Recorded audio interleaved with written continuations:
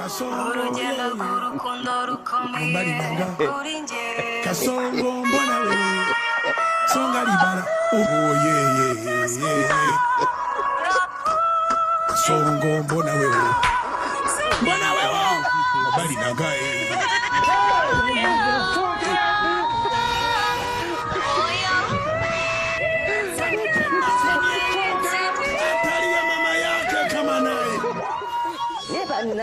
Katonda w'amaanyi Katonda waki akawumbika embuuka Kasongo yeye mumbali nanga Yes, reka mbifurize gukomeza kugubwa neza. Ati Gasongo mbona wewe no kugira ngo mujye muri mudu ngira ngo mbereke uyu mupolisi ibyo yahise akorera Rugema nyuma ya cya gihe twasize Rugema ashaka gutangira cyusa yamuhagaritse ku marembo. Nagiye nsoma ibitekerezo byanyu mwagiye mutanga, twari twabagishije inama ku buryo twarokora iribagiza tukamutabara. Ikindi twagarutse ku bantu bagombaga guhabwa ibihembo kuri uyu wa kangahe wa gatandatu kugira ngo babashe gutsindira ibihembo. Ubwo ndavuga abantu bakurikiranye filime Inzira y'Umusaraba kuva itangiye kugera aho igeze kuri uyu munsi wa none. Ikindi twagarutse ku bantu twahaye amahirwe bifuzaga gukina filime. Ibyo byose turabigarukaho muri kino kiganiro. Ushobora kuba uri mushyashya waracikanwe n'ayo mahirwe ukaba utazi iyo biva n'iyo bijya, nuze kwihutisha kino kiganiro turaza kubigarukaho twongere tubisubiremo ndetse twongere tunatanga ayo mahirwe, tunatanga nimero, byose urabyumvira muri kino kiganiro.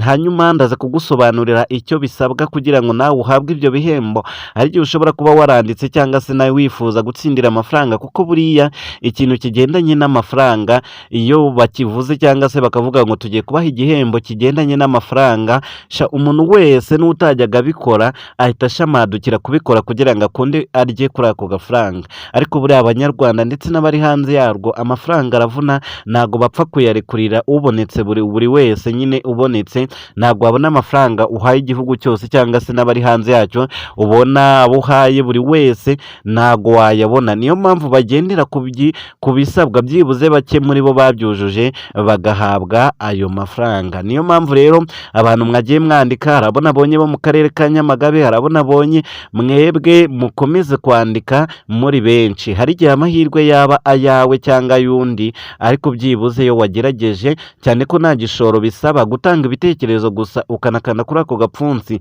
Ntabwo ari ibintu bigoye, kuko n'ubundi ubusanzwe ureba bino bintu n'ubundi ni ibintu ubusanzwe ukora, nta kiba kiyongereho ngo uvuge ngo baba bakongereye imitwaro. Kuba rero wagerageza amahirwe ni ibisanzwe, niyo ataba yawe akaba ya mugenzi wawe ntacyo biba bihinduye, ariko ugomba kumva ko nawe waremewe amahirwe muri iyi si, ko ibintu by'amahirwe atari iby'abandi ari ibyawe, ukagerageza gufata ayo mahirwe.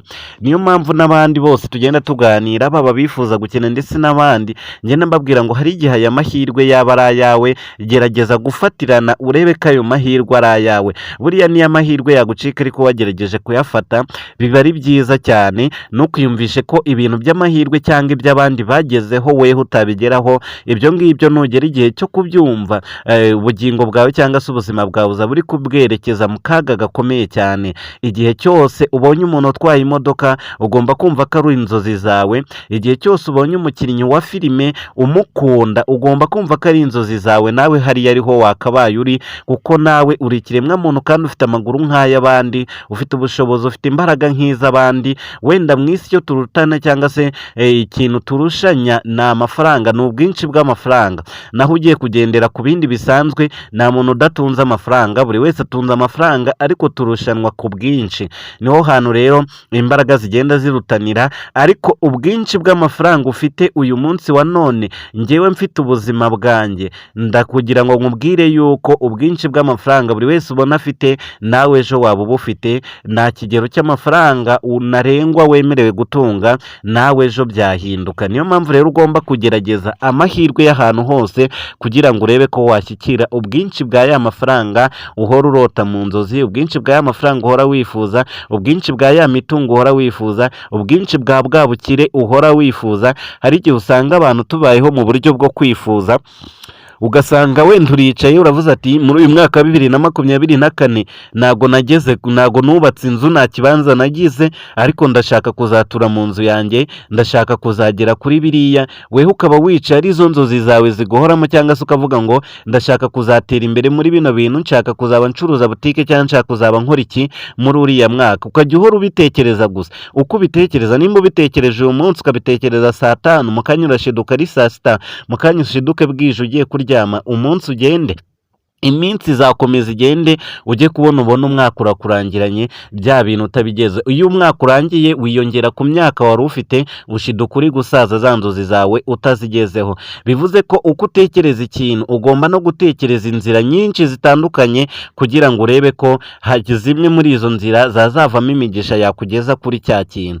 Abanyarwanda rero by'umwihariko n'abari hanze yarwo n'abandi dufatanyije muri runo rugendo rw'ubuzima, kuri iyi si turi abagenzi, ariko mureke tugerageze turebe ko byibuze mu rugendo turimo twarubamo neza, ndetse tukanagira byinshi tugeraho byatunezeza, kuko buriya nanone kuva mu isi utanezerewe ni agahinda gakomeye cyane n'iyo uri gupfa banza ubitekerezaho. niyo rero buriya byibuze ibyishimo bimwe muri iyi si mujye mugerageza mu byihe, ibyo mwifuza kurya mugerageze mu birye, mushaka uburyo mwabigeraho, ibyo mushaka kwambara mugerageze mushaka ubushobozi bwo kubyambara, kuko ejo n'ejo bundi ucaho ukagenda. Iyo uciyeho rero nta kindi kintu wimariye muri iyi si biba bibabaje cyane. Niyo mpamvu rero inzira zose zishoboka ugomba kuzica ukagerageza kugira ngo urebe ko wasingira ibyo wifuza kuzageraho. Nicyo gisubizo cy'ubuzima bwawe, nicyo gisubizo cy'imitekerereze yawe. Ntuzumve ko kuba warize amashuri ari byo bizagomorora imigisha yawe ukagera kuri ibyo byifuzo.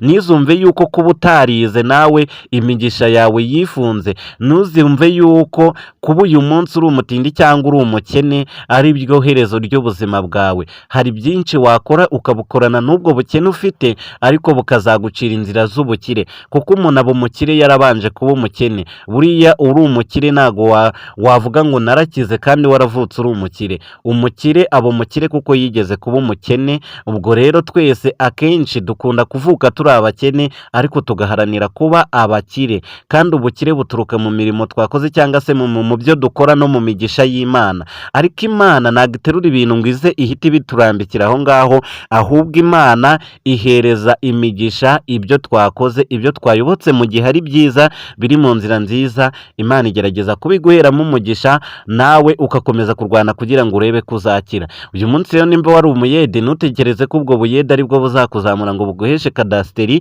Nibyo birashoboka, hari abo byabayeho, ariko ugomba kugerageza inzira nyinshi. Mu gihe uvuye mu kiyede gira ibindi ukora, mu gihe utakoze gira ibindi ukora. Ya mirimo yose buri umuntu afite muri Amerika, niyo mpamvu abantu bakunda gutera imbere cyane. Usanga umuntu afite nk'utuzi nka 5, nimba asoje ko gufura barakamubarira, nimba asoje kandi ajye mu kandi, amasaha yose baba bafite akazi, keretse iyo unaniwe ukumva udashaka gukora. Bwa buzi bwose rero iyo buguhurijeho bugenda buguha amafaranga, hamwe haturutse V n'ahandi haturutse 30 n'ahandi haturutse angahe, usanga uri kwinjiza amafaranga menshi cyane. Niyo mpamvu rero ejo n'ubundi nari nabagiriye inama yo gufunguza ama YouTube channel mukiteza imbere, bino bintu bya social media mukabyiga nabyo mukajya mubibyaza umusaruro. Muri cya gihe uri mu rugo ukaba washyira ka video kuri YouTube cyangwa handi kakarebwa nako kakakwinjiriza, ukaba wajya mu bintu bya film ukabuzi k'isa n'isa bishobora kuzatungurana bikakwinjiriza. Ni ibintu byiza cyane. Ubwo mbakanguye mu nzira y'iterambere. Abumvise kino kiganiro mukumva kibanejeje, munyandikire muri comment kandi mukande like na subscribe. Tuzagenda tugaruka ku bintu byinshi byateza imbere, byaduteza imbere mu buryo bwacu bwa buri munsi, baba abanyarwanda ndetse n'abari hanze yarwo. Niyo mpamvu rero mba nkanyujijemo, nagaruka kuvuga ngo tuzaduhora tuganira kuri bino bintu by'inzira y'umusaraba gusa nananyuzamo n'icyaduteza imbere, kuko uyu munsi ushobora kuba uri kureba kino kiganiro cyanjye, ejo bundi ugakina ukabura amamega yo kukireba. Ubwo nzaba mpombye kuko nabuze umuntu warebaga ibintu byanjye. Niyo mpamvu rero kugira ngo uhore kuri top, nanjye ngomba kukugira inama y'imirimo wakora yakubyarira amafaranga, kugira ngo tujye duhorana mu biganiro bya rya buri munsi. Twihuse cyane, ejo twasize Rugema atangiriye Cyusa ku marembo, kandi Cyusa yari asohokanye Iribagiza amutabaye, tubona ko byose birangiye. Nubwo Cyusa yari yanze inama z'ababyeyi be, cyane ko n'ababyeyi be batabyemeraga, ariko nta kindi yagombaga gukora, yagombaga gufata umwanzuro nk'umugabo, yagombaga gukoresha ubwenge bwe. Rero twari turi kwibaza ngo ese ninde uri bwatabare? Abantu benshi bagiye batanga ibitekerezo ngo nahamagare abashinzwe umutekano baze baba ari bo batabara, kandi koko nicyo gisubiro cyumvikana mu gihe nka kiriya, cyane ko Iribagiza yari yakomeretse bigaragara. Cyusa yagombaga guhamagara abashinzwe umutekano bakaza bagatabara. Turi kubona hari gucicikana iyi foto mu mbuga nkoranyambaga. Ese uyu mufande niwe waba waje gutabara Cyusa? Niwe waba waje kubohoza, cyangwa se ari nk'amahirwe ya Cyusa? Turaza kubirebera muri episode ya 43.